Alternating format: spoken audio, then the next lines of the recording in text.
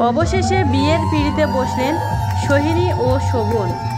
দেখা হওয়ার ঠিক 1 বছরের মাথায় বিয়ে সারলেন অভিনেত্রী সোহিনী সরকার ও সঙ্গীত শিল্পী শোভন গঙ্গোপাধ্যায়। নতুন বউকে সিঁদুর পরিয়েই চুমু খেলেন এবং সোহিনীর সিঁথি রাঙালেন শোভন। বিয়ের গানে নাচলেন জমিয়ে তারা।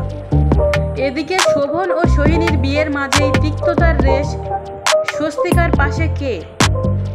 স্বস্তিকা দত্তের সঙ্গে প্রায় 3 বছরের সম্পর্ক ভাঙে শোভনের।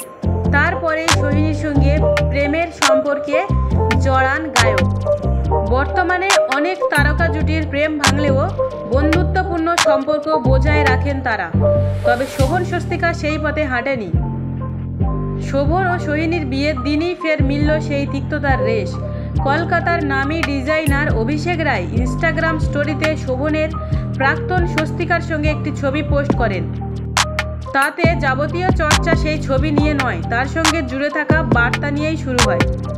স্টোরিতে তিনি লিখেছেন যে, সোহিনী, তোর জন্য সুখবর আছে। যেটা হয় সবসময় ভালোর জন্যই হয়।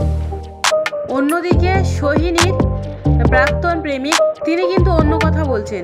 তিনি খুব খুশি এবং আনন্দিত যে তার ছাড়ার পরেও অন্য কোনো পার্টনারকে সোহিনী বেছে নিয়েছেন। দুজনের মধ্যে ভুল বোঝাবুঝি থাকতে পারে, কিন্তু সে অপরের ভালো চায়।